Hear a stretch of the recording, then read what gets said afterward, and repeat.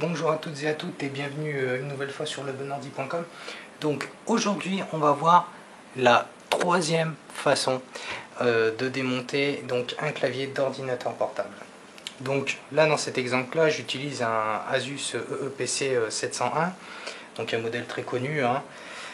Donc voilà, donc on va démonter donc avec cette troisième façon. Donc comme je vous l'expliquais lors de notre première vidéo, il existe plusieurs façons de démonter un ordinateur portable au niveau du clavier. Donc il y a en enlevant le hinge cover comme dans la première et deuxième de mes vidéos, c'est-à-dire ici un bloc de plastique, hein, la pièce en plastique. Et donc dans cette troisième façon, qui n'est pas la dernière, attention, parce qu'il existe encore une quatrième façon de démonter un clavier, voire une cinquième, mais pour le moment je ne possède pas encore le matériel pour pouvoir vous montrer vraiment toutes les différentes façons de démonter un clavier d'ordinateur portable. Mais en tout cas celle-ci est vraiment générale. Donc c'est à dire que souvent sur les Asus, les Packard Bell, voilà, des ordinateurs comme ça, voire même certains HP et certains Dell, utilisent cette façon d'assembler leur clavier. Donc c'est-à-dire tout simplement, ici, vous voyez, vous avez des... Je ne sais pas si vous le voyez vraiment sur la vidéo, il y a une sorte de petit ergot qu'il suffit juste de pousser. Voilà, vous le poussez, là aussi. Voilà, faut être assez rapide, je sais, c'est pas évident. Après, vous pouvez vous aider avec un tout petit tournevis plat, mais vraiment quelque chose de très très fin, il faut y aller mollo, hein. Voilà, parce que bon, c'est pas à peine non plus d'abîmer vos plastiques. Donc tac, et puis là vous essayez de faire un petit peu comme une sorte de petit levier. Voilà, vous y allez tout le temps, tout doucement. Donc toujours à bien respecter cet angle de 45 degrés. Là on va le retirer, voilà, comme ceci. Et donc ici, au niveau de la nappe, donc on retient toujours bien le sens de la nappe.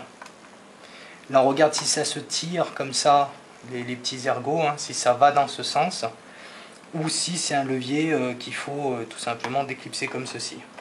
Ou peut-être, attention, des fois il y en a, ils sont vissés, hein, donc voilà, si vous inquiétez pas. Donc là celui-ci, je sais pas trop, est-ce que là c'est vraiment petit comme espace? Voilà, essayez d'y aller tout doucement pour parier justement la carte mère, c'est pour ça que j'utilise un outil en plastique.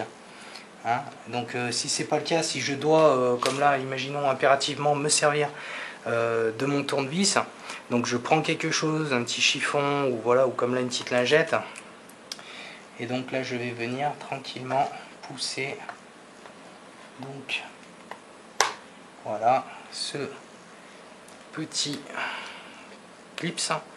Donc voilà, donc là ici, voilà, j'ai démonté mon clavier, donc là vous pouvez le nettoyer aussi, hein, ça risque rien.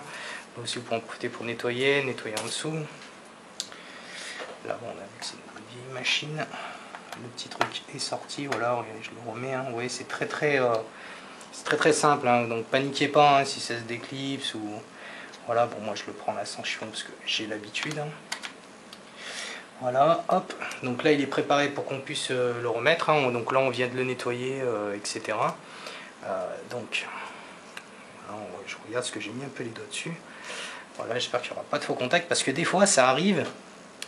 Donc à ce niveau-là, là, ici, sans faire exprès, vous avez mis un doigt et puis d'un coup vous dites ah mince, mon clavier, tiens, il y a ces touches-là, là, comme ça qui ne marchent pas. Donc à savoir que les claviers dans la logique d'assemblage, c'est fait comme ça, au niveau des touches. Et donc souvent les gens quand ils remettent, parce qu'il y a ça aussi, il y a le fait de remettre son clavier, et c'est là où la plupart des gens font du mal à leur clavier, parce que les nappes sont courtes, etc. Donc si vous voulez, il faut vraiment s'aider avec les deux mains. Je sais que c'est pas évident, il faut y aller tout doucement. Et une fois que vous êtes dedans, voilà, comme là il y a hop, petit espace, là on va, je sais que ça se pousse. Là je vais venir pousser ma nappe tranquillement. Hop, voilà. Donc là il faut vraiment vérifier, voilà, que ça soit bien mis. Voilà, donc voilà. Donc là je respecte toujours cet angle de 45 avant de le reclipser. Mais juste une dernière chose, parce que c'est vrai que ça arrive souvent aux gens, donc comme je vous le disais, de voiler en réalité leur clavier, tout simplement pour la bonne raison, ou d'une forte utilisation, et due à la chaleur, surtout sur ce genre de micro portable, où ça va, si vous voulez, détériorer la ferraille, là où l'aluminium, là où est disposé vos touches. Et donc du coup ça va enfoncer comme ça, donc à force ça va voiler, à force d'appuyer dessus. Et à long terme, au bout de 2-3 ans, les gens s'étonnent, ah tiens, j'ai mon clavier qui marche plus, il faut que je le change, etc. Tout simplement, regardez comme ça, s'il est bien droit. Voilà. Donc il faut avoir un peu l'œil du chaudronnier, hein, s'il y en a qui m'écoutent. Mais je veux dire, bon, normalement, tout le monde est capable de voir s'il est plat ou pas. Hein. Tout simplement, vous le posez à même quelque chose, une surface plate, même comme cette table-là, où est posé le PC. Donc vous regardez si c'est plat, et donc si c'est voilé, c'est clair que là, vous aurez des problèmes sur certaines touches. Donc souvent, c'est tout simplement un problème de voilage, il faut revoiler votre clavier, et souvent les gens quand ils le remontent, je ne sais pas pourquoi ils appuient, ou voilà, ils appuient trop des deux côtés, ou en l'enlevant, tout simplement des fois c'est en l'enlevant comme là, ils y vont, voilà, ils prennent un tournevis, puis ils essayent de trouver une accroche là, etc., parce qu'ils n'ont pas l'habitude, ce qui est tout à fait normal, hein, je le conçois. Moi j'en ai démonté peut-être 2 ou 3 000, donc voilà, je veux dire, j'ai l'habitude. Ce qui n'est pas forcément votre cas, et ça c'est pour ça que je vous explique ceci, parce que j'ai déjà formé des débutants dans ce domaine-là, et donc ça m'est arrivé de leur expliquer souvent cette chose-là qui paraît anodine, mais qu'on ne se rend pas forcément compte, et après on est étonné au remontage que le clavier ne fonctionne pas. Voilà, donc là dans ce cas-là, en plus de ça, vu que là c'est T0, vous avez juste appuyé comme ça, et hop, hein, là il est remis, hein, il ne partira pas. Hein. Donc voilà, donc écoutez, c'était lebonordi.com, j'espère que toutes ces petites astuces, etc. vont vous faire avancer sur l'entretien de votre ordinateur portable. Donc n'hésitez pas à vous abonner à ma chaîne, et aussi à venir voir bien sûr le site du lebonordi.com, où j'espère plein de bonnes choses vous attendent.